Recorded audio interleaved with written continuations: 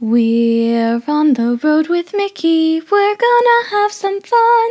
Regardless of the rain or sun, our trip has just begun. So buckle up, let's go, we're about to start the show. And maybe if you like us, you'll see where else we'll go. Hey everyone, I'm Mike, and she's Sophie, And she's Brenda. Hi, everyone. and he's Grogu, and we're on the road with Mickey. This is episode 191 for October 23rd, 2023, and our feature topic this week is 50 Years of a Christmas Carol with our special guests, Ira David Wood III and Ira David Wood IV. So, gentlemen, thank you so much for joining us today. Our pleasure. Yeah, thank you for having us. Thank you for joining. Um, we normally have our cheddar from the big cheese, but this week we are going to forego that and we will have more cheddar next week. But we are going to go straight into our feature topic, which is talking more about 50 Years of a Christmas Carol. This is a regional favorite because it's presented mostly in the Raleigh Durham area of North Carolina, but it's always awesome to be able to talk with our good friends. So we are welcoming back our friend and local legend Ira David Wood III and his son Ira David Wood IV as we're celebrating the 50th anniversary of the production of A Christmas Carol. So welcome back to the show. Amazing. Yeah, it is. Amazing. Yes. Just the idea of doing something for that long and loving it every single time is just it is amazing, as Brenda was saying. I started when I was 12 years old, okay? Hey. Yeah, that's what I thought. That's what I thought. So And Well, that was Ira the easiest actually, interview ever. Thanks for having us. That was great. yeah, Ira's first appearance in the show, he was only weeks old. Really? oh, nice. We brought him on stage, so he started early. Oh my Yeah. gosh. That's a story we're going to have to hear about. Well, we have a tradition in the show that when a newborn joins our family, and we refer to the cast and crew as family, and that's the way we approach it every year. And whenever a member of the family has a newborn, our tradition is to bring the baby on stage after the curtain call. We just close the curtains, and I sing the Christmas lullaby to the baby. And in 50 years, we've never had one cry. It's an incredible moment. You can feel the love just roll across the stage. And I've always said, I think if a baby can feel that love at an early age, I think it's forming. So we bring them out, and it's a special moment, and has been for 50 years. I got to sing to Ira when he was a baby, to Evan, to Thomas, and to my grandson. So it's carried on through the years. Yay. That's That awesome. is so wholesome. Yeah, it's a special time for us. Yeah. It sounds Beautiful. like a great time. And to think you've been doing it for 50 years, that's half a century. Oh my goodness. And it's gone by in the blink of an eye. It has. Yes. Somebody It asked me has. several days ago. It said it must be a very emotional thing for you, and has it hit you yet? And I said, no, because I think right now our focus is on mounting the best show we can for this year and getting it up on the boards. I said, I think it will hit me when the curtain closes for the last time. And Oh. I kind of look around and go, well, it's been a great ride. I mean, I'm going to be directing as long as I can. And, but at 76 years old, I just have decided and have always said if we reach the 50-year mark, that's a good time to hang it up and pass the torch to the next generation. And Ira's fabulous in the role. When I watch him, it's like an out of body experience. he's managed to imitate a lot of the things that I do, and yet brings so much of his own inventiveness and creativity to the role that I sit back, I copy him a lot. You know, the stuff I take it and use it. So, and he's got the energy. I mean, with the pratfalls and the physical humor. Now, when I look down at the stage floor, if I know I have to do a pratfall, it looks a lot further than it used to look. So I think it's time to say, okay, the younger generation can take over, and he's going to do a fabulous job. The show's in really, really good hands. I'm sure yes, it is. certainly. Not to mention he's a spitting image of you, from what I can see. He's more handsome than I. When I was young, I mean, I've always played character roles because I've always had Scrooge legs. He's got more meat on his bones than I ever did. So he looks a little better than I do, I think. So Ira, how long have you been doing something with regards to the show? Since I was a baby. My mom carried me out as an infant for a scene, and ever since then I've been off and rolling. And I think I did Tiny Tim in '88 or '89. So yeah, ever since then I've just been sticking with it. Wow. So he may have played more characters than anybody else. He's played Christmas Future. He's done the Lamplighter. He's done Tiny Tim. He's done the nephew Fred.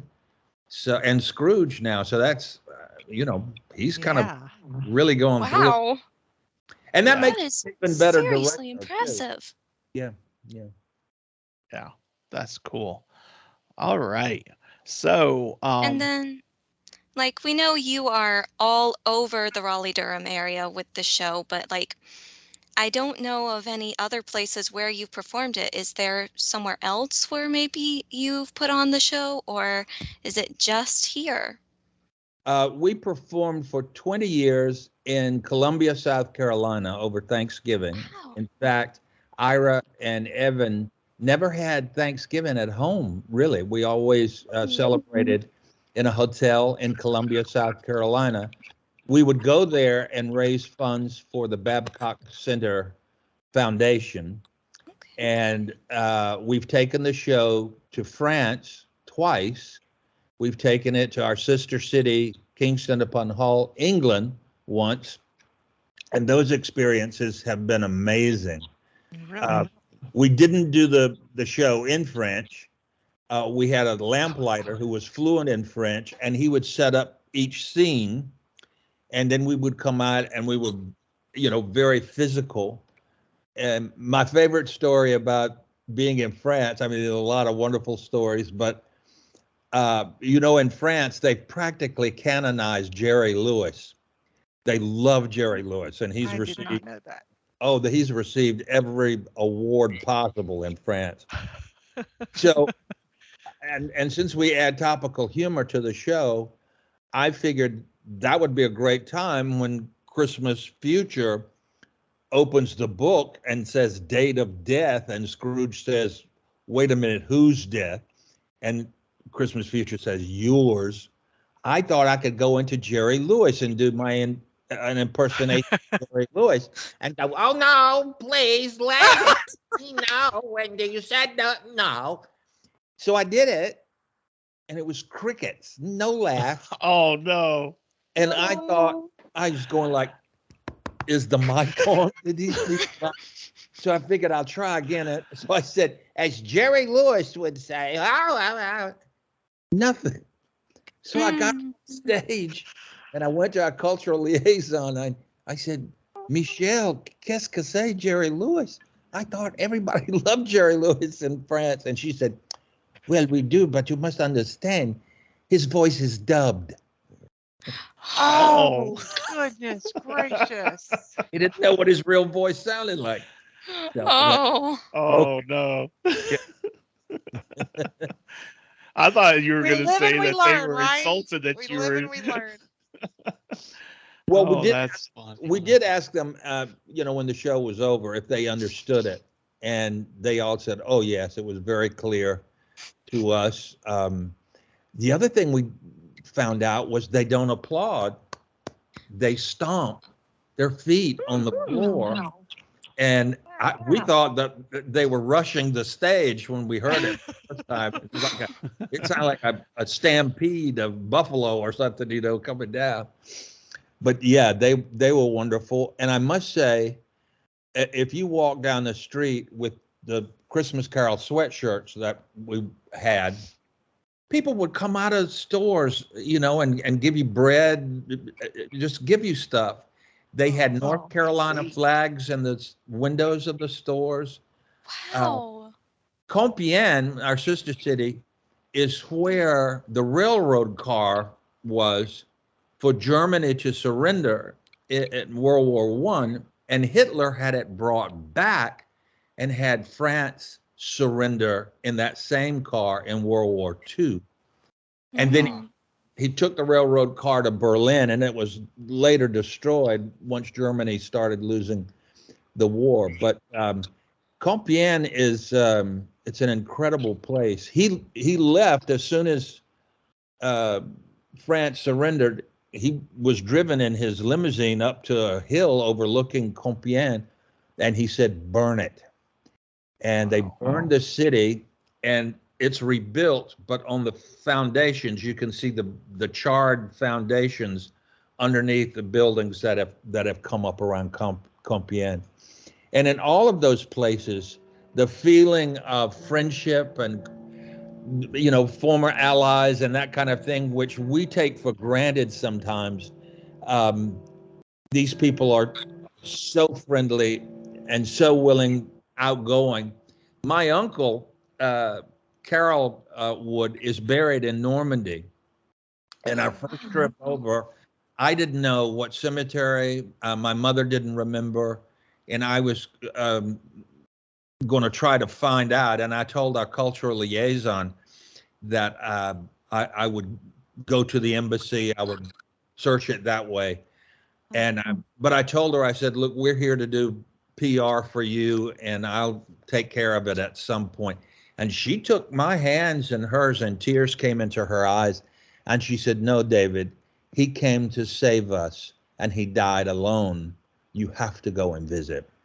And the next day, her next door neighbor came to our hotel and put an index card in my hand that said, First Lieutenant Carol Thomas Wood, St. Laurent-sur-Mer, Section C, grave 29.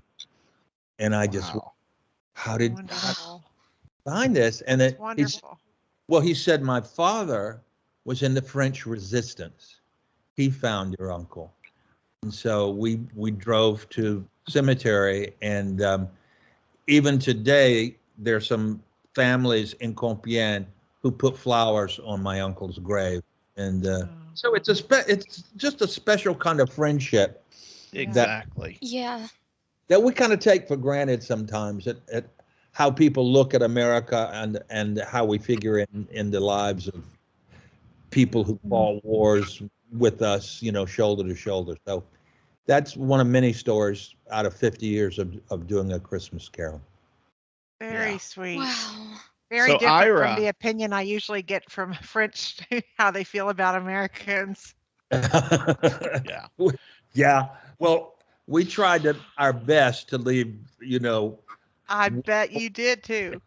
and of course, when we got ready to leave, we were all on our buses, and they were going to drive us back into Paris, where we would get on the plane to come home. And God bless them, they all came out with loaves of bread. Oh, And that's so sweet. French bread is so yummy. we're getting on the bus with just all loaves of bread, but we were ready for hot dogs, I got to tell you. Oh, yeah. So as the buses took off, as we got down the highway, we just opened the windows, and those loaves of bread just went out. We said, just get us to It's a New York parade. and have a hot dog. So, they Ira, do they you don't- have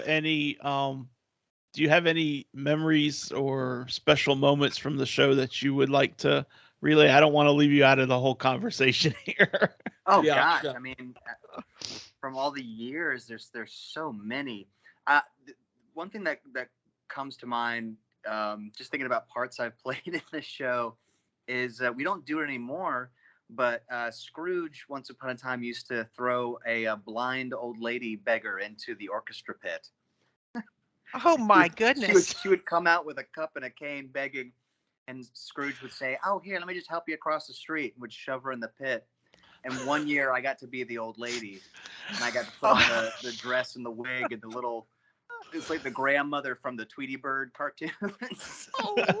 And we had a mattress in the pit, and I would do a flip and fall in. But one great story is when I wasn't doing it, there was someone else who was playing the bird lady, and I forget who his. What do you know who his name was, Dad? Do you remember? Greg Smith. Greg Smith. And he went to go land in the mattress, and they had just had the box spring put down, and they forgot to put the mattress on top of the box spring. Oh. So he hits the box spring and flies back up into the audience's point of view and lands back down. And I guess the guys in the orchestra pit or someone went down there and looked at the box spring, and there was a lipstick imprint from him realizing he was about to hit just the box spring. Went, oh no. and they went Please and tell cut me the he wasn't lipstick hurt. mark out of the box spring and saved it. I still have it.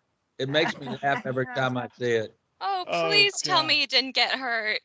He didn't really get hurt, but I remember looking down in the pit at him, and he rolled over on the box springs and looked up at me and said,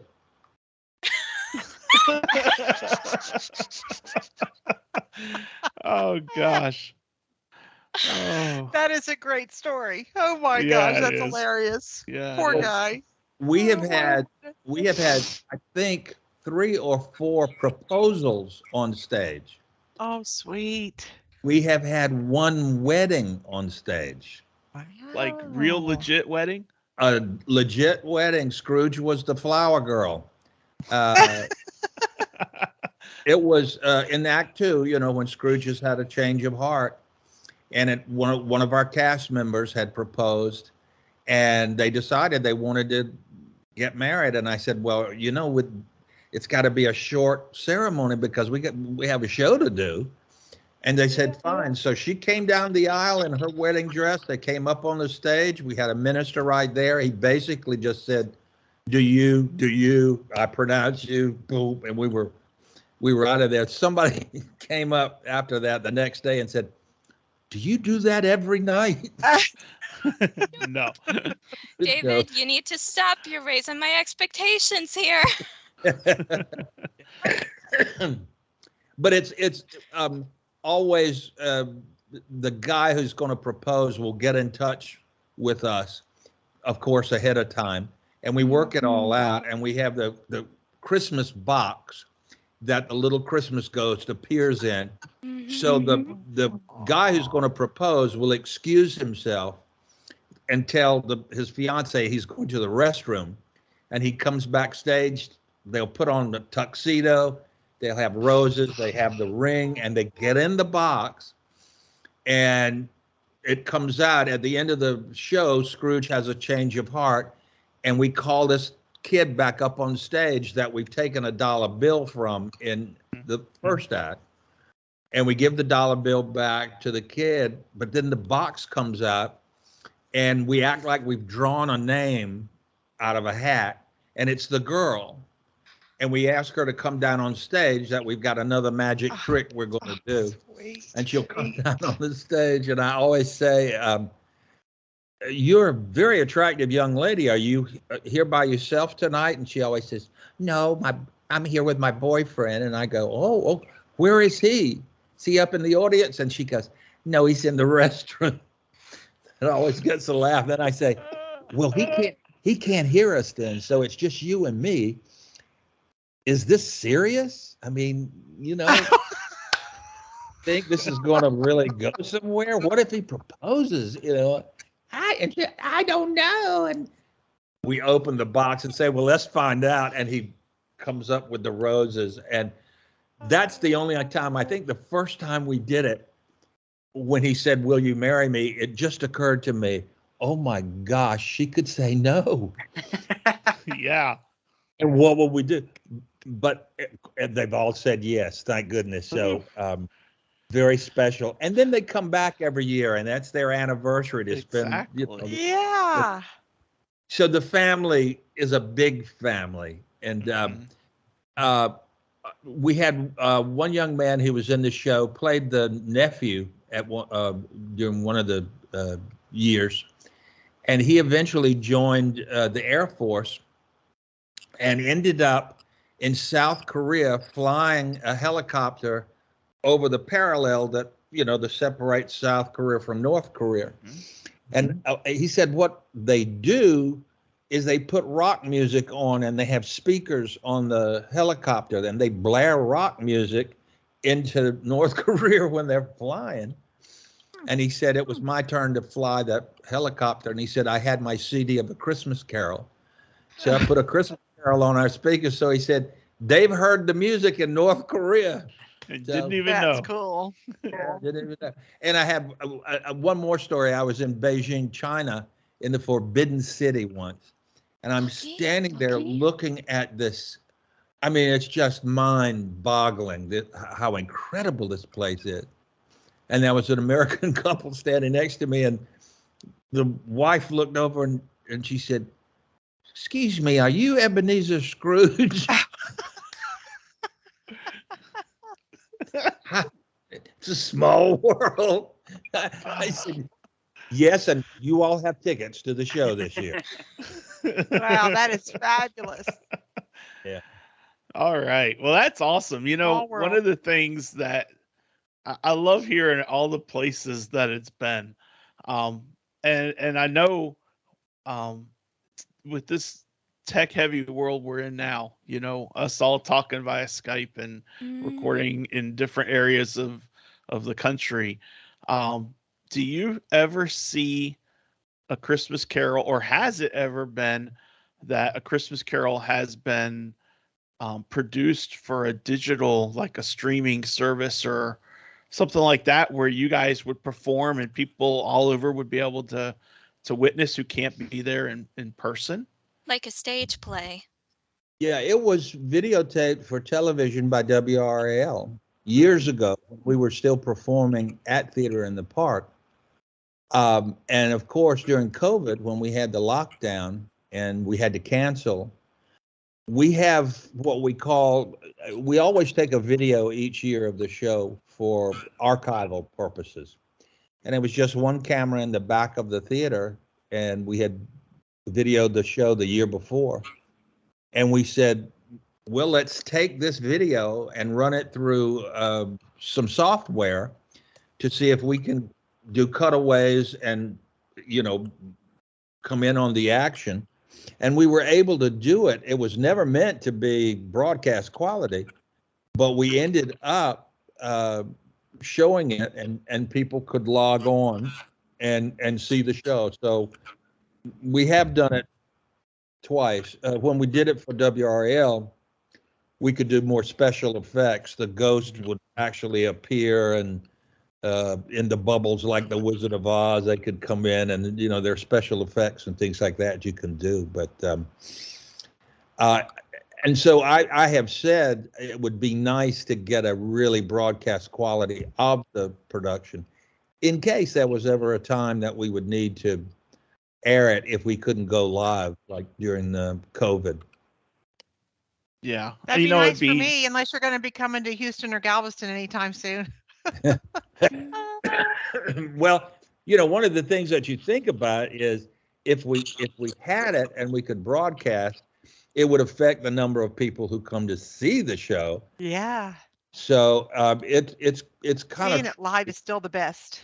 yes, and nothing takes the place of a live show, and we were talking a little bit about that before we actually came on the air, as to how I think the audience knows it's so special because what they're seeing is of the moment. Each audience is different. They respond differently.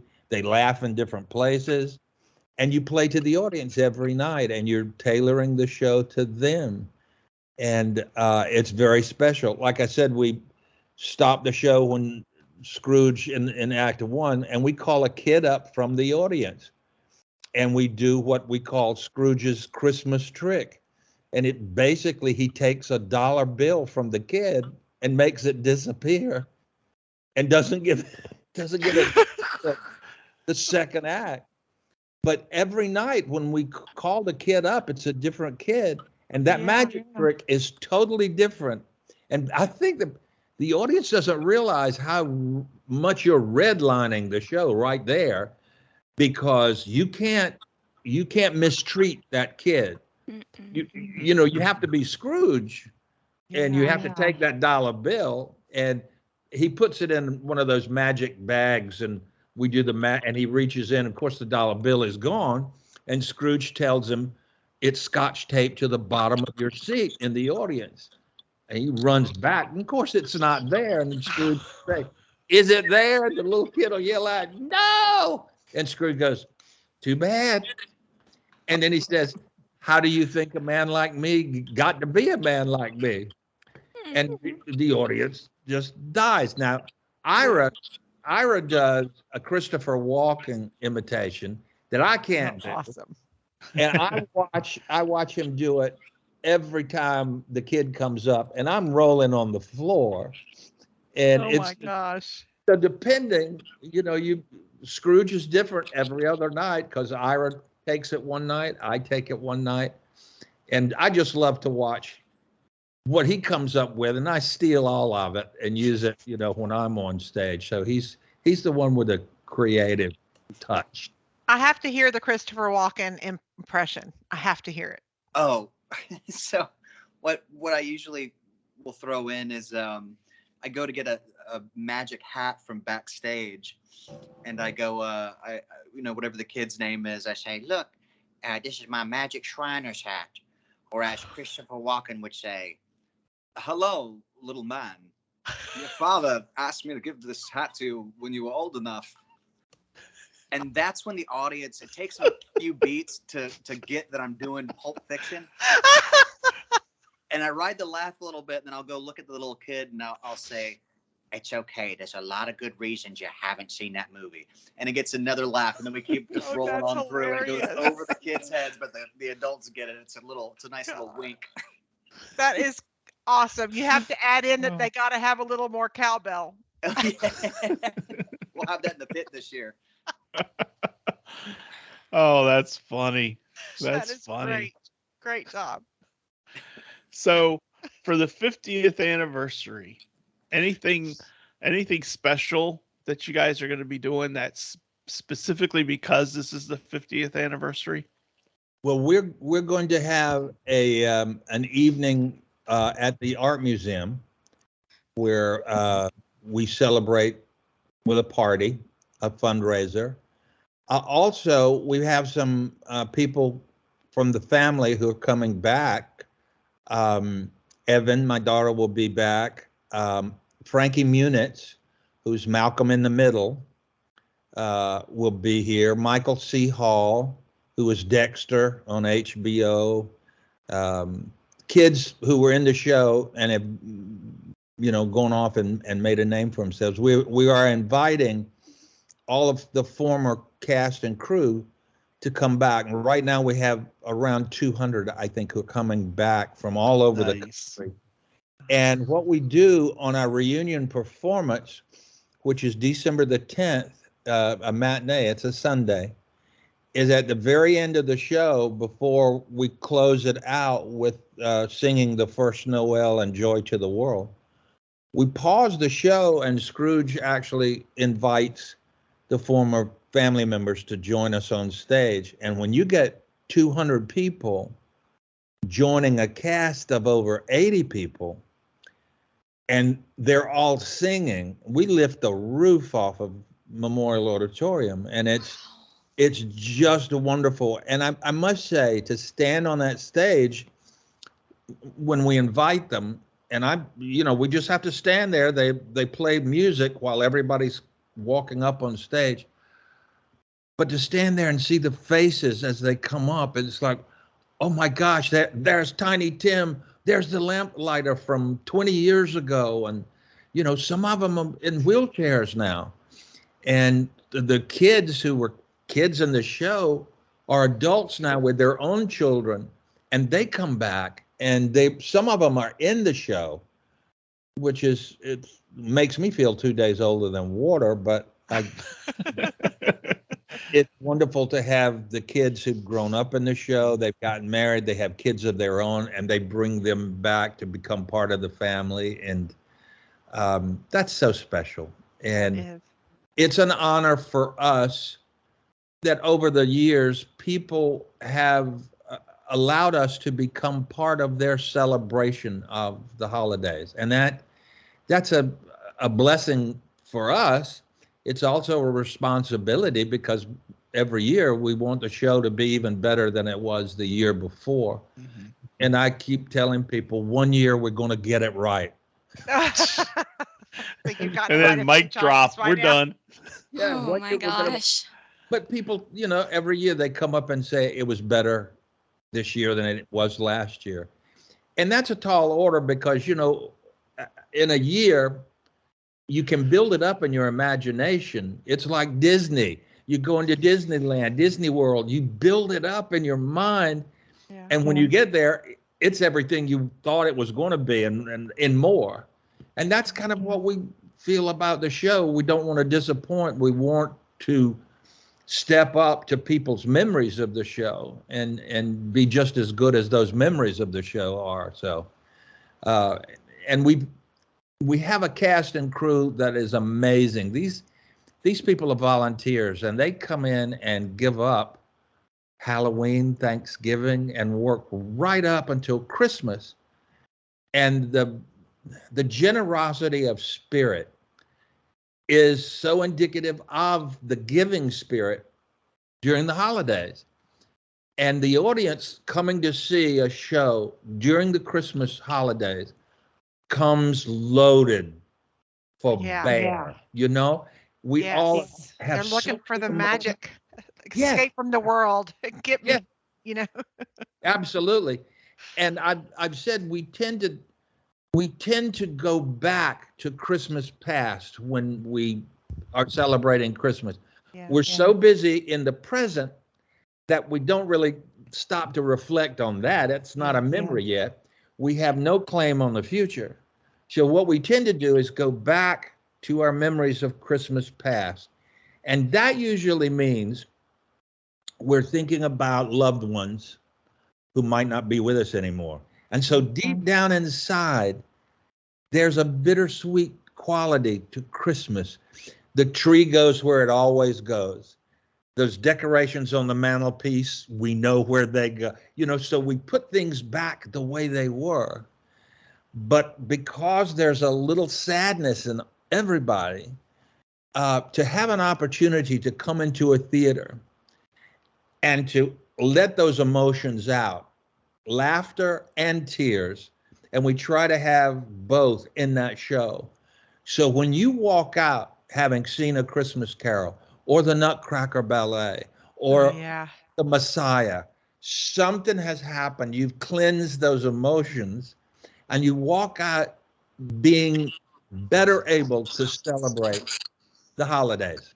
Yes. And I think that's what you want to do around the holiday season, is to bless people's lives with an opportunity to come together, share, laugh together, maybe shed a few tears together, but walk out being better people. Because you're making the transition with Scrooge. You don't realize it, but if you laugh at Scrooge, the chances of identifying with him increase because he's not the old morose, Charles Dickens wrote. We make him funny so you can laugh at him and then identify the little parts of you that are Scroogey around the holidays and blow them out of the pipes. Like, you blow carbon out of a car exhaust, and it's a healing kind of thing. So when you walk out, you don't realize that the medicine tasted good. It didn't have to had to do good stuff. So it's such a blessing to have such a gift to share. What a unique gift to be able to share that with so many people every year. Well, it's our joy. It's our joy because when you're playing to 2,400, 2,700 people a night and you feel that love, because so many of them have come back year after year, and it's like you're seeing an old friend. Mm-hmm. And we're all kind of together again one more year. We've made another trip around the sun. We're a year older. And that's another thing which I look forward to watching Ira. Yeah. As Continue it on. Yeah, as I've grown in the role, he changes every year. As I've matured and my sense of humor or whatever has changed, he's changed. And I had a dear friend who's a teacher of mine when I was in college who came to see the show after Ira was born.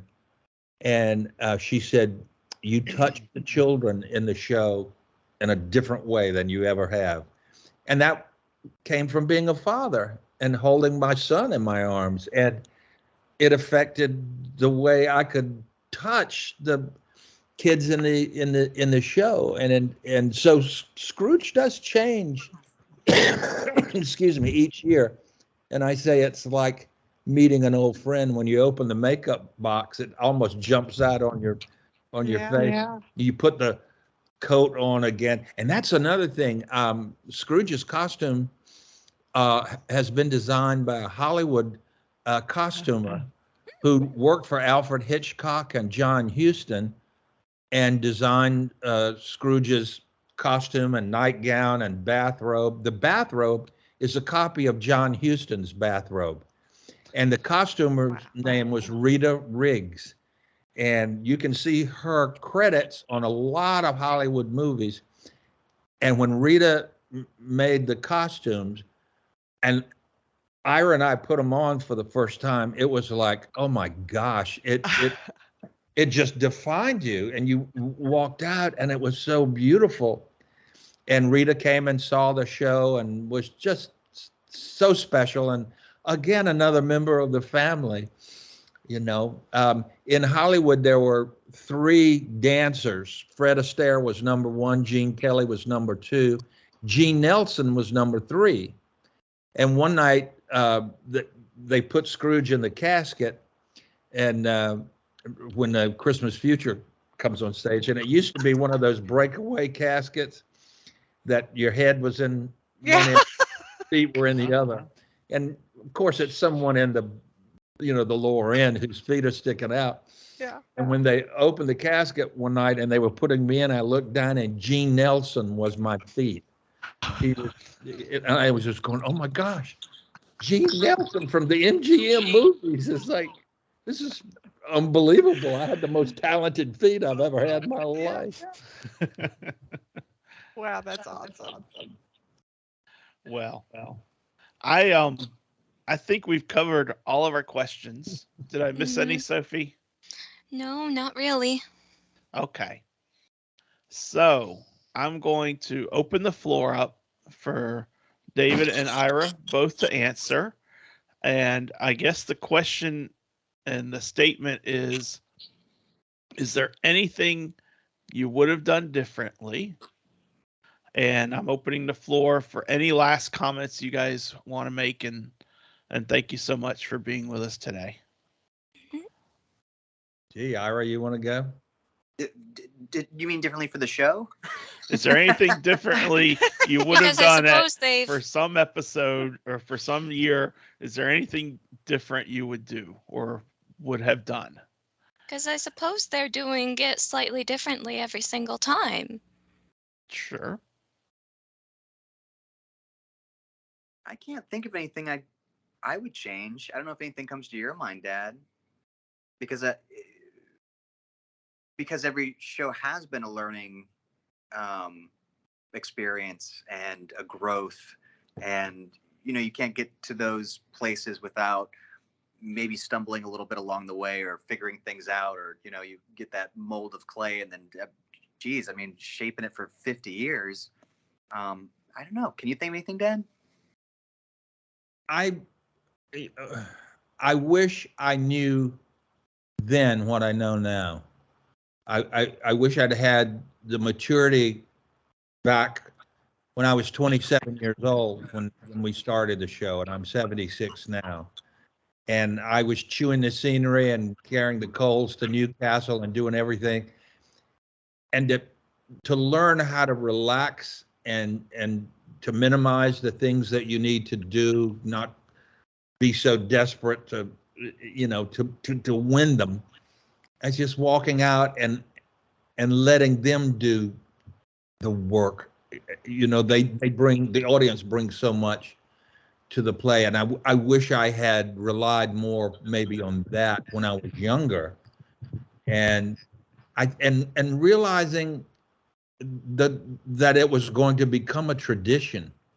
I mean, people have said, did you think it was going to last this long? In my heart and soul, I think I did. I knew it had a life because I could see and feel how it touched people. And when we opened the show, most theaters in Raleigh were closed for the holidays. People didn't have an opportunity to come out and see them. The Nutcracker Ballet, I think, toured from the School of the Arts into Memorial, but that was about it. And so our whole way of thinking was, look, families want to be together during the holidays. And so open the theater doors, let people come in as a family and share time together. That was the one thing we did right. We were, in the right place, right show at the right time. And we touched hearts and we changed lives. And I know that that's true because of the stories that we hear and have heard for 50 years. It's profoundly touched people's lives, and that's a great thing to take away with you, and put your head on a pillow at night and go, yeah, I feel justified. We did good today. Yeah. Awesome. That's a gift. Well, what a gift to so many. Exactly. And Brenda, I wish you could come up and come see it with us. Well, one year. We tell the family every year, and this is important, the gift is always to the giver. You get out there on that stage and you work, but at that moment when we're all on the stage, when Scrooge has that change of heart and he sings Noel at the end of the show, you just feel it wash over, and that's a gift. That's a present to all of us on the stage, is to feel that love and to know that people have the Christmas spirit, and maybe they didn't have when they walked in. Right. Yeah. Ira, thank you so much for joining us. David, thank you so much for joining us. It's truly been our pleasure to have you both blessing. here. Yeah. A blessing so is what it's been. Oh, thank you all. Thank you. I look forward. I know Sophie and I and Cindy, we are all looking forward to see you guys on December 9th. So we will see you at the 2:00 show. And have to do this, right? Yeah, exactly. Well, where are mouse ears anyway? There you go. Oh, love it. If you want, I can bring you over a few pair of mouse ears you can wear during the show. That would be fun. Hey, I got some glittery pink ones. Okay. Well, that'll be my last day in Walt Disney World, Mike, so be sure to record some for me. If you're allowed to record. I'm not allowed to record. No. I don't want to get arrested. Okay. That's okay. Record. Okay. Please but thank you everyone for joining us. Thank you so much. And that is our feature topic. Next week, and I'm going to ask you one last question. Next week, our feature topic is your favorite Disney villain. I came up with that idea. So you ladies think about Sophie. it. And David, Ira, do you each have something that you want to add to that conversation? Do you have a favorite villain? A Disney villain specifically? Yeah. I always any villain, I suppose. Maleficent. Good choice. It's a good one. Classic.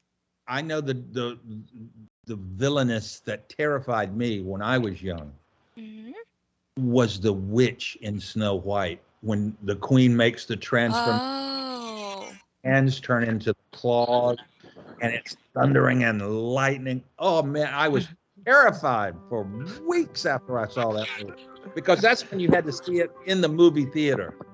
Yeah. And to be a kid looking at that was just frightening. Did such a wonderful job.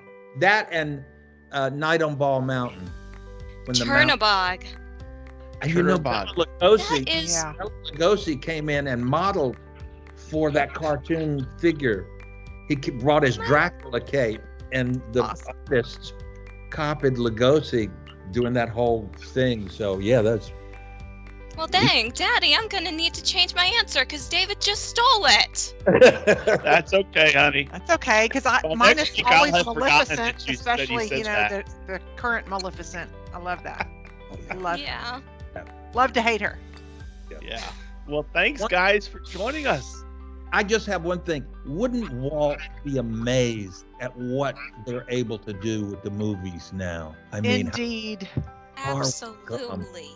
he would be, I think he would be on the vanguard of it too, man. He would be taking everything and using it. You know, He would love it. he's touched a lot of lives, that's for sure. Oh, Absolutely. yes. Yeah. You know, we always have a Walt quote, and what was it?